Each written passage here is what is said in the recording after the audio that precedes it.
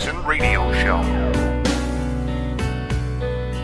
But it's really weird. They have no guns, and yet they have a very high crime rate in England, which tells you how polite the English are. Give me your wallet. All right.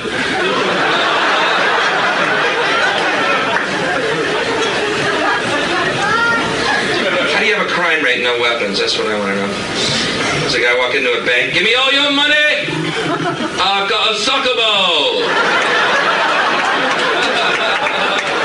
Ian, that's a Spalding. He's serious. Hand over the pound. Hand over the pound. And all my friends over there in Britain trying to sympathize with me. Oh, Bill, crime is horrible. Bill, if it's any consolation, crime is horrible here, too. You live in a land of fairies and elves compared to us. Don't you ever compare your crime to America's crime. All right, everybody, welcome back. America has its crime, but I'll tell you this, America's crime rate would be practically zero if we dumped leftists. If we got rid of illegal Mexican gangs, black thugs, and Islamic terrorists, we would be practically utopian. I mean, it's as close as you get. Welcome back, everybody. Kevin Jackson, here's the Kevin Jackson Show, KJRadio.com. Talking about this Parkland shooting because the left is obsessed with it. They've overplayed their hands. They're becoming caricatures of themselves with gun control. It's a gun, man. To the point now where we are finally at a place, conservative Americans, people that listen to the Kevin Jackson Show religiously, I'm telling you, we have reached the place where we look at them and go, aha, those are the gun control nuts. Those are the gun control freaks. And people at the base level are starting to see them for what they are. You know what's funny about the people that argue for gun control? To a person.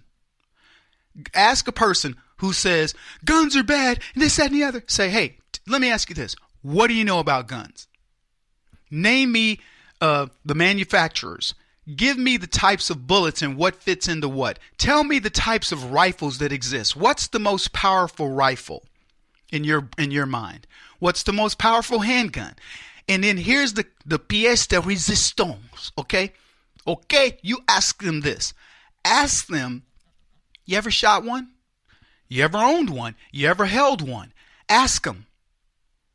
In almost all, I mean, it's overwhelmingly so. They've never touched a gun. They've certainly never shot a gun. They don't know enough about a firearm to save their monkey lives. It's just the truth. Test me on this theory. Find your avid gun nut. Let me tell you what happens when a leftist goes and shoots a gun. They become a gun aficionado. They get hooked. They're like, that's so cool. They understand the power that exists in that weapon, but they also understand the responsibility. They then understand, wow, with all that power and hundreds of thousands, millions of gun owners in America that possess that power, they've done nothing. The amount of guns that exist in this country, the amount of ammunition, we are the safest people on the planet. And it's funny. Somebody said, oh, these people have these guns, act like, they have to protect America, like they could do something against the military. And I'm laughing at these clowns. I'm laughing at them. They believe that America's military could take out America's gun-owning population. If you believe that, you obviously have no idea of the gun culture in America and how safe it makes us. Now, I don't need to go back to why the Nazis didn't want to invade America and the Japanese and anybody else. The answer is because we had our guns. But I'll tell you this, as much respect as I have for the military, they are nothing in comparison to what we would do to them if every law-abiding gun owner decided, you know what, this government is tyrannical, and if the military attacked us, it would be gone. Sophisticated as it wants to be, it would be gone. We would destroy it.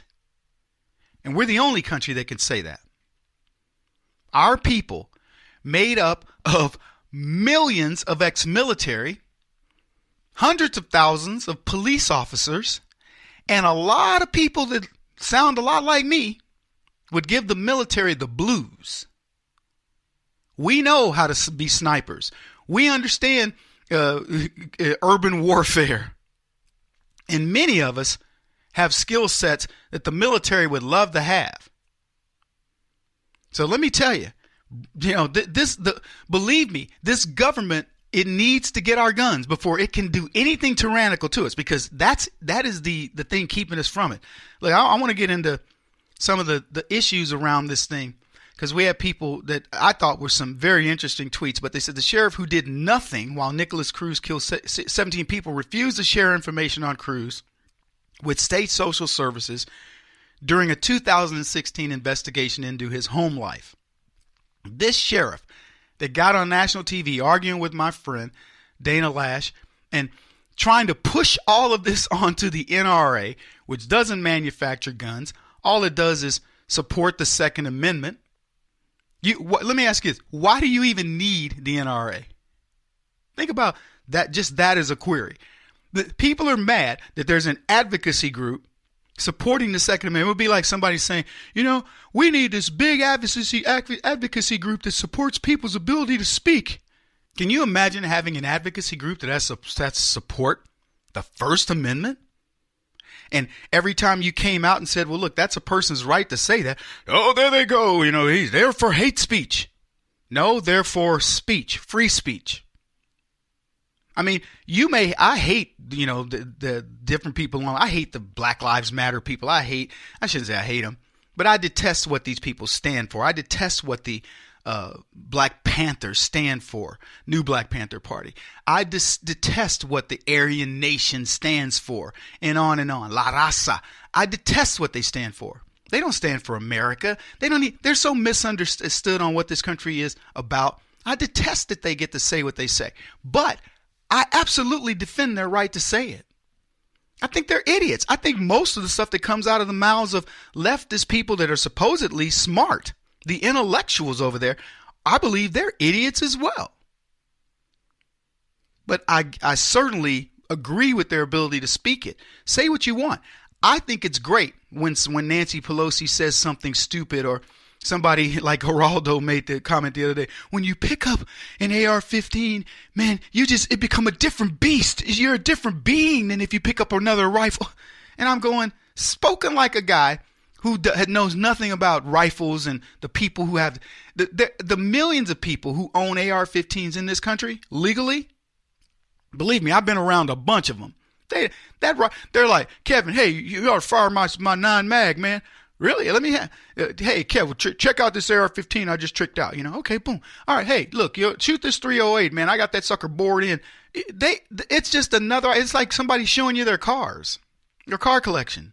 It doesn't give them any different feeling. If they've collected it, if they like it, they show it to you. It's like somebody introducing you to your kids. Yeah, well, so we got Molly here. She's 13. We got little Teddy. Of course, he's 12. He's 11, almost 12. Wink, wink. That's what they do. It isn't a different feeling, but these idiots are all, it's a different thing with the gun, man. You get that gun in your hand and you feel powerful. You get any weapon in your hand and you feel powerful. That's the point. The point is you are no longer going to be a victim. Because let me tell you something. Without that gun, guys like me could do whatever we want to you.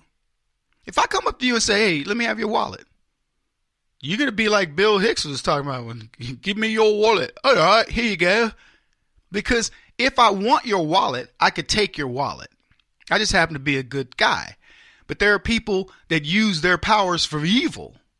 And they will take your wallet, or much more. They'll take your life. So let me put it to you this way. As bad of a guy as I think I am, you got your pistol on your on your side there, or I don't know if you have it because you're in a concealed carry or whatever. I got nothing. I'm just going to go along my merry way. I mean, I'm going to go along my merry way anyway. But even the person that wants to attack you, that's looking for a mark, when he sees your weapon, or he thinks that's a guy that would probably carry a weapon, or a young lady that would probably carry a weapon, he moves along. And this has been proven time and time again. So back to what President Trump's looking to do when he doubled down and said, hey, Yeah, we're going to solve this problem for you. And everybody's like, he's going to, stop the bump stock. I don't care if he stops the bump stock. There's a trigger mechanism I saw at a gun show. Man, that thing, you should see this trigger. If you want to go in what perceived auto mode, there's something that can be designed to do it. And I saw it. It's amazing. But President Trump doubled down. We're going to weaponize your school, your teachers, and who knows? But you're going to be protected. People are going to see a school and go, oh, that's a fortress. That's the least you can do for the children of this country. Freaking loved it. When we come back, I want to talk more about some of the tweets that came out. You people are so insightful. As I said before, we can consider all the things to talk about as radio hosts, but why do the work when you guys are out there coming up with these excellent ideas and observations? Back in a bit. Kevin Jackson on the Black Sphere Radio Network. Do you owe back taxes to the IRS or state? The secret to avoiding the IRS nightmare is to seek professional representation.